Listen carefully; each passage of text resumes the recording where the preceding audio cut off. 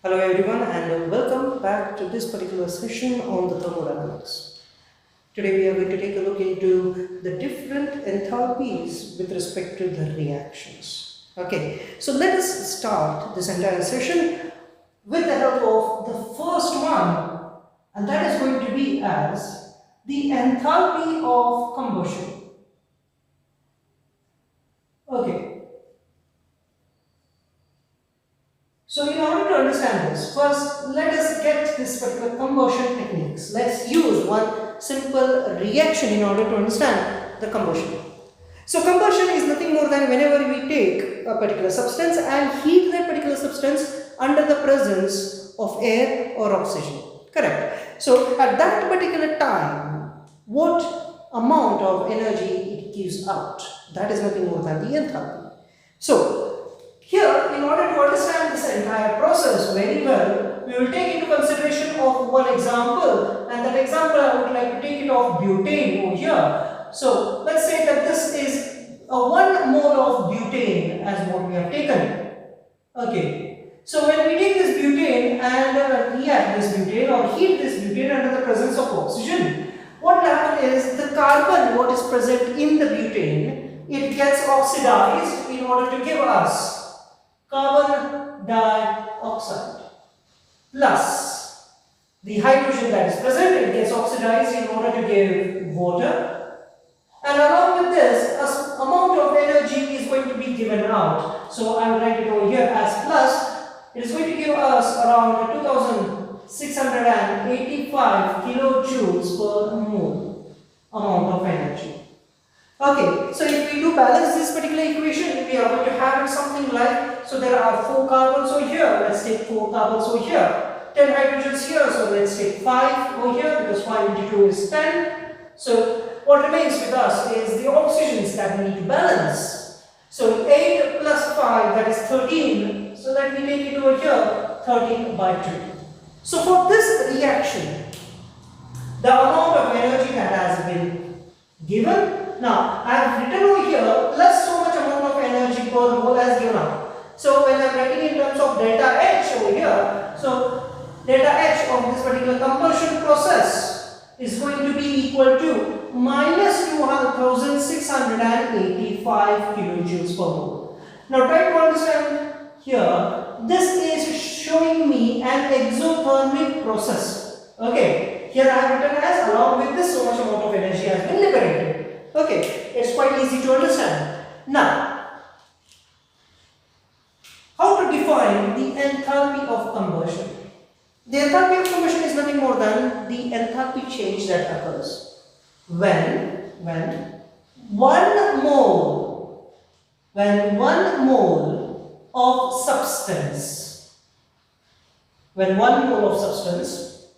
is heated under the presence of oxygen or air, which completely burns down into its constituent products. Now these products again, which are there, these products should be in their standard states. Okay, so according to the statement, this should be in the standard state. Now standard state is nothing more than, again, it is our reference state itself, as what we had seen in the previous video. So every single thing is interconnected. Now if you see it carefully.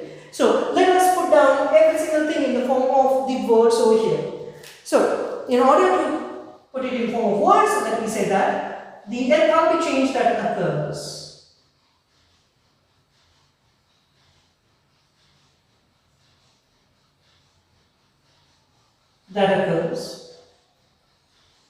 when 1 mole of substance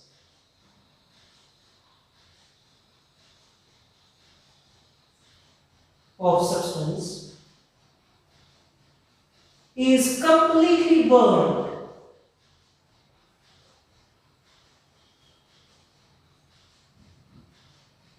in the presence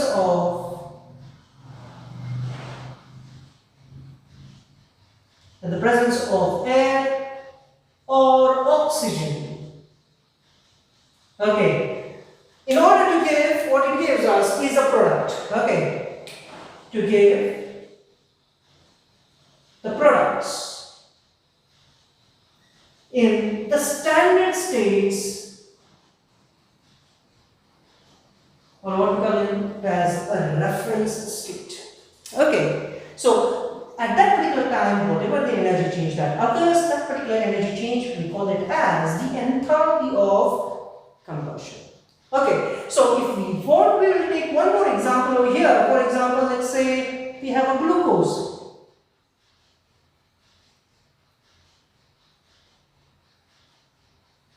Okay, so let's say this particular glucose is going to be heated under the presence of oxygen in order to give us carbon dioxide, plus it is going to give us water. Correct. Now, in order to balance this, we have 6 carbons over here. Let us say that we are going to take 6 carbons over here, and we have 12 hydrogens, so we will take it over here as 6. Correct. So, now what we have here is 12 oxygens here, 12 plus 6 oxygens over there. So 12 plus 6, that is 18. 18 over here we already have 6. So here comes is that 12.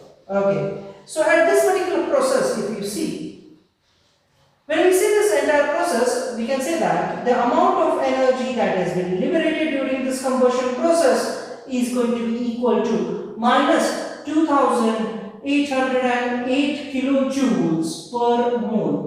Now if you can see the difference, I did not write it over here. If I want, I can write it down here as plus so amount of energy has been liberated. Okay, so it all goes in the same manner, no issues. Now if you are saying it as a standard states, we will put it as knots over here, so it will give me a standard state at that particular point.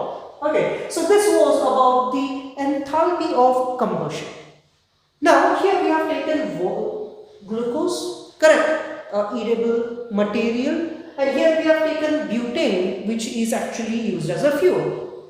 So now whenever we take a food material or you take any fuel, okay, so whenever we have a food material or whenever we have a fuel, we can grade this. Now try to understand, we can grade this. Now grading in a sense, how much amount of heat energy is liberated when I take 1 gram of this food or 1 gram of a fuel, and if I heat it under the presence of oxygen or under the presence of air, how much amount of energy it's going to liberate out.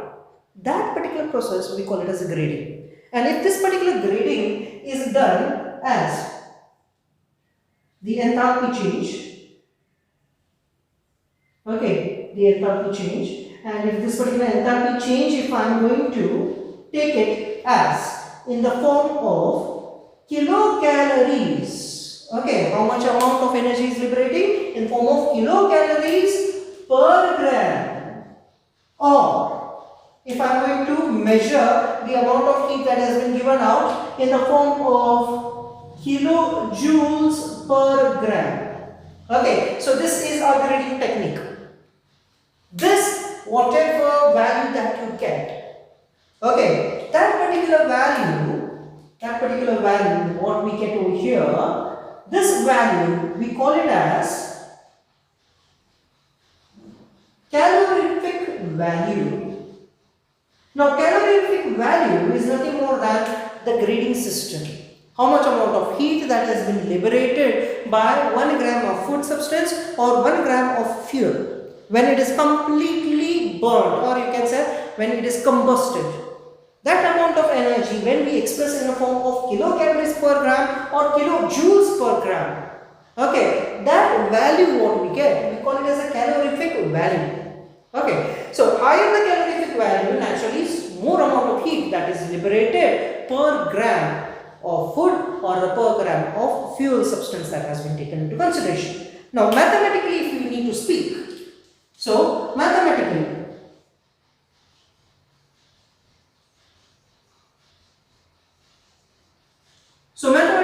if we need to speak, this is equal to, that is the calorific value is equal to delta C of H. That means in this particular combustion process, how much amount of heat is liberated divided by how much mass of that particular substance was taken. This will give us directly a calorific value. Okay, so this is how we do calculate the calorific value for a particular given substance. Correct. So we have completed the two concepts here. First concept was the enthalpy of combustion, and the next concept that what we have completed now is what is meaning of a calorific value. Okay, please mark down this as important one. Let's go with the next one, with the next concept. Now, in order to understand the next concept, first let's take one example. I'm not going to write down the name of that concept first. Let us first start this entire concept with an explanation using a reaction. Let us say that I have over here a methane gas. Okay, now let me say that this particular methane gas can be given as one hydrogen here, 2, 3, 4. Now this methane what we have taken is in a form of gas, right? Now how much methane did I take over here? It's just 1 mole. Okay. Now if we take this 1 mole of methane and if we supply it enough amount of energy, we are supplying enough amount of energy in order to see that these bonds are going to be broken. How many bonds are going to be broken? 1 mole of bonds. Per molecule it is going to be 4 bonds. For 1 mole of molecules, 1 mole of bond is going to be broken. Okay. So here, when we break 1 mole of bonds, in order to see that all these reactants are going to be converted into the products, and these products are in their gaseous state. So let me repeat again. The enthalpy change that occurs when 1 mole of bonds are broken completely in order to give us the products in the gaseous states. Now that particular scenario, that particular concept, we call it as the enthalpy of atomization, because here we are getting all the products in the gaseous states in the form of the atoms. Okay, so this particular process now becomes as the enthalpy of atomization. Okay, so enthalpy of atomization is nothing more than the enthalpy change that occurs when 1 mole of bonds are completely broken from the reactants in order to obtain the products, the atoms in the gaseous phase. So in this case, the enthalpy of atomization that is being given as delta H of A, if it is standard, then not, then that is going to be equal to 1665 kilojoules per mole. Okay. So this is the enthalpy of atomization. Now, before ending this particular point, let us do one last thing, that is we need to balance it. So balancing. Now here there is 1 carbon, so 1 carbon fine. Here there are 4 hydrogens, so I am going to write here as a 4 hydrogens. I am not going to write it down as 2H2. This will represent again in the molecular state. So we do not need to go with this. This is a correct fashion because we need all these particular products in their atomic states. Okay, so this is how it goes. Alright, so let's start with the next concept that we need to deal is going to be called as the bond enthalpy.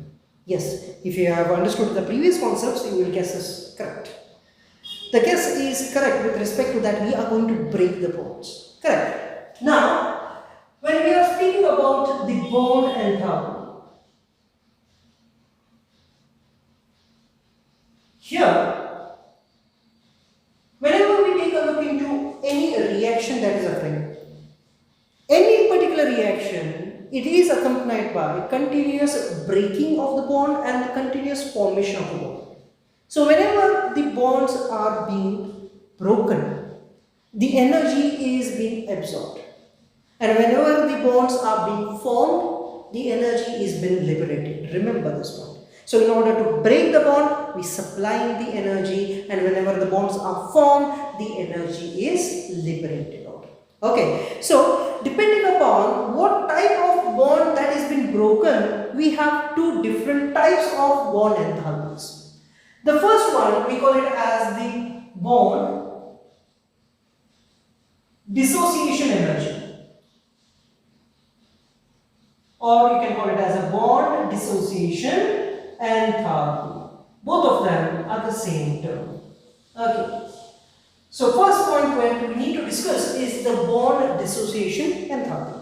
Now bond dissociation enthalpy is nothing more than the how much amount of the enthalpy or the enthalpy change that occurs when 1 mole of bonds are being broken in a diatomic molecule. Now here I am being very specific here, that is the enthalpy change that occurs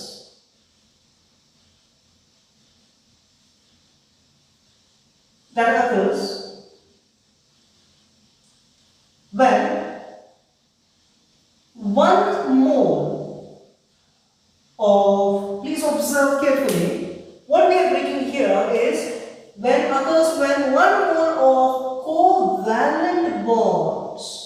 Okay, so they are very specific over here. What we are breaking is the covalent bond. When 1 mole of covalent bond of the gaseous covalent compounds are completely broken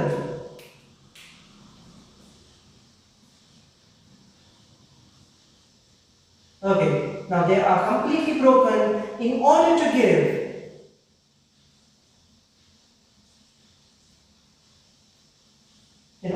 give the products. Now please check here.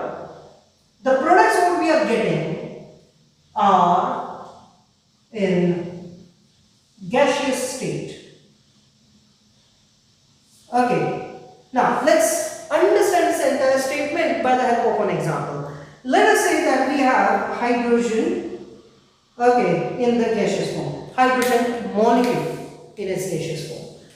Now, the bond between the hydrogen and hydrogen atom in this molecule is a covalent bond. Secondly, this is nothing more than a covalent compound in the gaseous phase. Correct. Now, if I take this and if I supply enough amount of energy to this, the bond between the two hydrogens breaks and it will give me 2 hydrogen atoms in the gaseous phase. Correct. Now, during this transformation, the amount of energy that we are getting over here, because we are breaking the bonds between the 2 hydrogens, you can either write it like this or we can also write it down as delta H of bond. Okay, so we can do it like this also. So at this particular condition, it is 435 kilojoules per mole amount of energy that has been absorbed by this particular hydrogen gas in order to give us the products in the gaseous states. So during this particular transformation, the amount of energy that changes, the enthalpy change that occurs when 1 mole of the covalent bonds are broken in a covalent gaseous atom, in a covalent gaseous compounds in order to give us the products in the atomic form in the gaseous state. That we call it as enthalpy of bond dissociations. Okay. Now on the other hand, I said that there are 2 types. Now please understand here, in the first case, what has happened is, here we have seen a diatomic molecule. So this is for a diatomic molecule. So if you have understood it carefully, you can say that here whatever the change in enthalpy for the bond formation is there, it is equal to the change in the enthalpy of atomization, okay, or the atomization enthalpy. So here this goes true for all the diatomic molecules. Yes, this goes true for all the diatomic molecules. Okay, here on the other hand, what we are going to have is, we are going to have a atomic molecules. Okay, so polyatomic molecules such as, let us take an example as CH4. It is a molecule which contains one carbon and four hydrogens, correct? So in such kind of cases where we try to break the bond between two non-similar atoms in a molecule, that time we use a term which we call it as mean bond dissociation. Okay, so this is what term that we are going to use, and that is used when we have molecules such as polyatomic species. If we have the molecules which are diatomic species, we will go with the bond dissociation energy. Now let's understand this. Now if I am taking over here a particular methane molecule. Now problem that occurs is whenever we have any type of polyatomic species. Here, although we will say that yes, this particular bond is similar to these bonds, it is not same. Okay, the bonds are similar with the similar atoms. But of course, these particular bonds, what we have, these bonds are going to differ with respect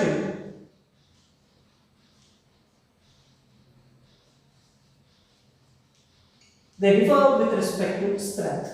Although they are identical with respect to the bond length, identical I am saying over here. I am not saying it is the same, I am saying identical. Okay. Now here what will happen, because of the differences in the strength, different bond are going to take different amount of energy in order to break that. Let us start with this. You will understand it very well. Let's say I am going to take this CH4, okay, in the gaseous state, and I am going to supply it enough amount of energy, just enough to break one bond in this particular step. So when it breaks only one bond, what is going to happen here is it is going to give us CH3 plus H.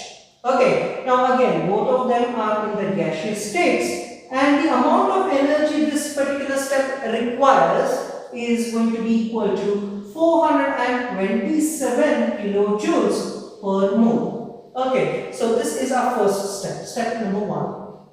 Okay, so here how much amount of energy it has taken? 427. Now let us say that we have the second one.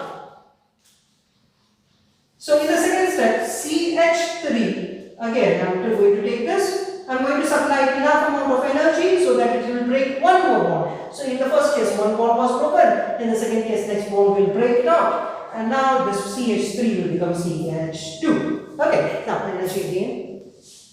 Okay, now the strength has increased, energy is going to increase. Now try to understand this. It has lost one more hydrogen, and now delta H is equal to, now what is going to happen? Second step, it's going to absorb a lot of amount of energy, electronegativities, remember that.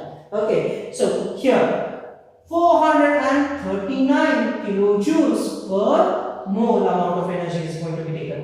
Okay, similarly in the step number 3, what will happen is it has already lost two of them. Now the energy requirement increases a lot in order to break the bond. That is, between these two, that is CH2, two hydrogens are there. If I need to break one more bond, a lot of energy is required here. So what will happen? This one will become as CH in the gaseous state plus hydrogen. Now the amount of energy that this is going to occur or it is going to take is going to be 452 kilojoules per mole. This is the amount of energy.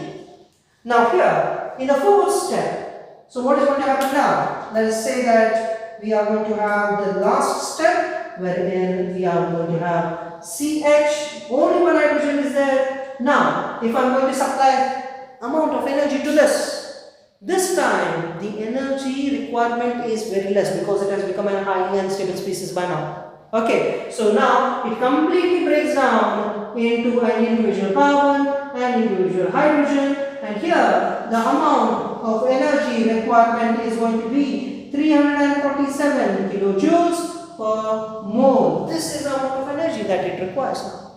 So, at every single step, different amount of energy is required in order to break the bonds. So, this happens when we have a polyatomic species. Now, in this case, what we do is, in order to give a bond dissociation, first we add all these together. So, when we add all these together, we are going to have delta H is going to be 1665 kilojoules. Okay, this is for one single mole. Now, we have 1, 2, 3 and 4. 4 different steps because we have broken 4 bonds, and that is going to be equal to 416.5 kilojoules per mole. Okay, so in this case, the bond dissociation enthalpy over here, what we have is going to be as mean bond dissociation is going to be equal to 416.5 kilojoules per mole. So this is how we can differ between a bond dissociation enthalpy and a mean bond dissociation enthalpy. Remember, bond dissociation enthalpy is going to be taken in the case when we have a molecule as a diatomic species. While it is a polyatomic species, what is going to happen? We are going to take into consideration of mean bond dissociation enthalpy. Okay, so I hope you have understood these all things. We'll continue with the next concept. Coming towards the next concept, and that is called as the enthalpy of solution. Okay. So, in an enthalpy of a solution, now this particular enthalpy of solution is usually given as delta H of solution. Now here, it is nothing more than how much amount of energy that has going to be liberated, or the change in the enthalpy that occurs when 1 mole of a solute, a substance, is dissolved in a specific amount of liquid. Now, in order to understand this, let us say that we have a particular container over here, and in this particular container, let us say that we have a fixed volume of liquid. So here is the liquid that we are taking. Okay, or I would call it as a solvent. Or in order to understand it in the best extremes, let us say that we are going to take over here. That is nothing more than a water. Okay, so in this particular case, what is going to happen is, if we are going to take and if we are going to dissolve here certain amount of solute, you can say sugar, you can say as salt. Okay, now here if I am going to take 1 mole of this particular solute, okay, and if I am going to dissolve this thing in a specific amount of water or solvent or any particular liquid, what enthalpy change that occurs in this particular process, that particular energy or the change in enthalpy, we call it as the enthalpy of solution. Okay, so the enthalpy change that occurs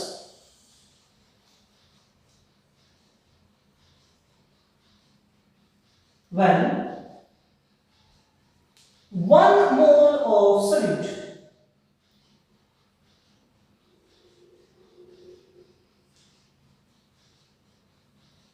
is completely dissolved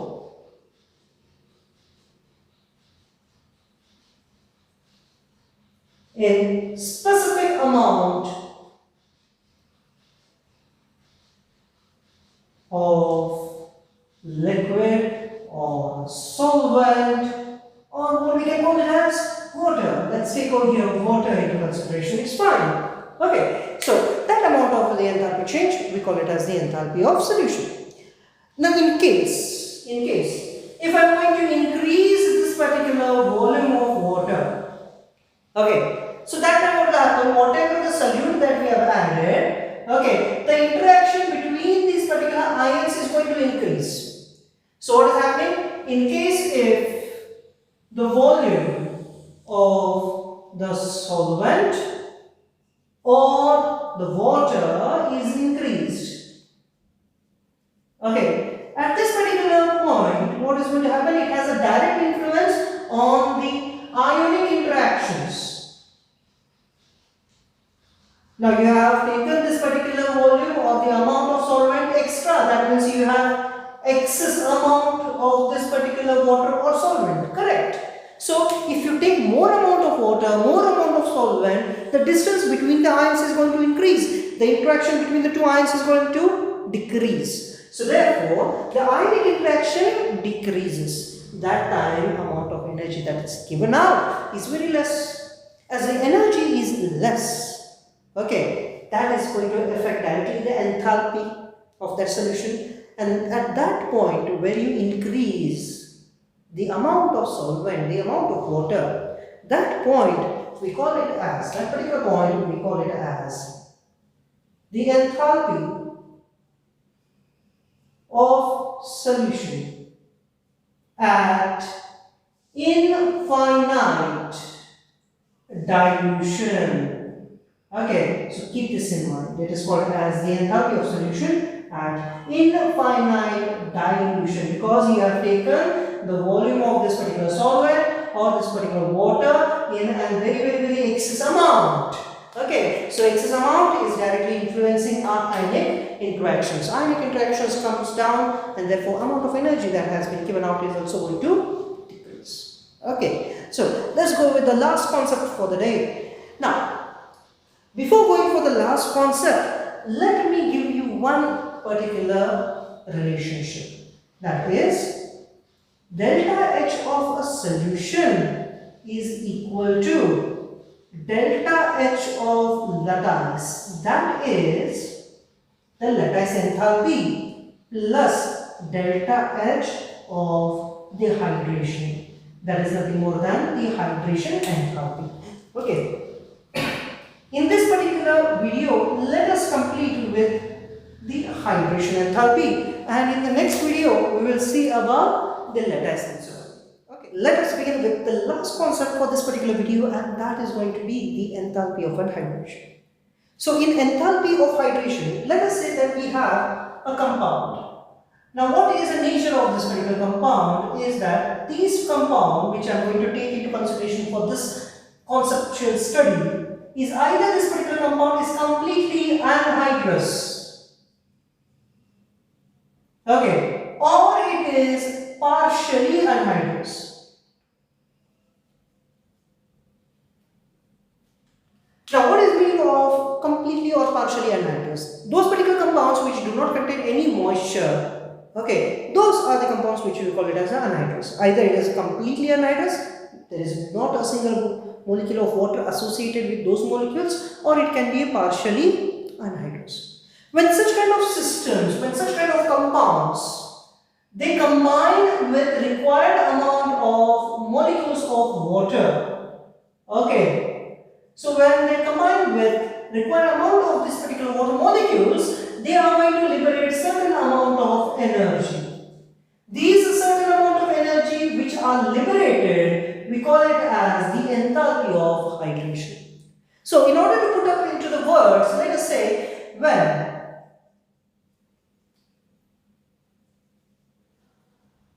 the enthalpy change occurs,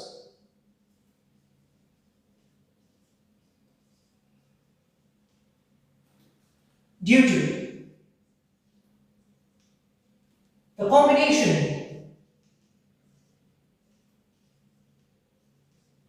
of anhydrous or partially hydrous or partially hydrated compounds with the required amount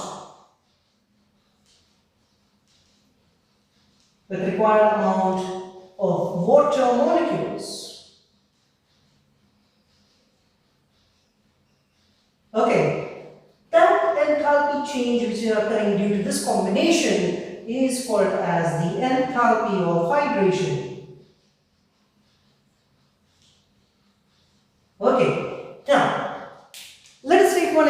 into consideration. If we see copper sulfate, okay, now this copper sulfate is completely anhydrous in nature. Now when this anhydrous copper sulfate is going to react with moisture that is present in air, it combines with 5 water molecules per molecule of copper sulfate in order to give CuSO4.5H2O. Now this is the result of it. Okay, now this is a hydrated copper sulfate.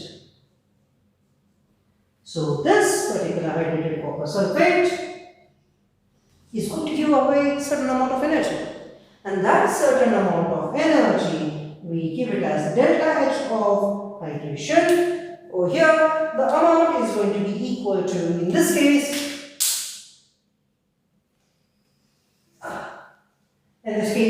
is going to be equal to 78.22 kilojoules per mole. Alright, so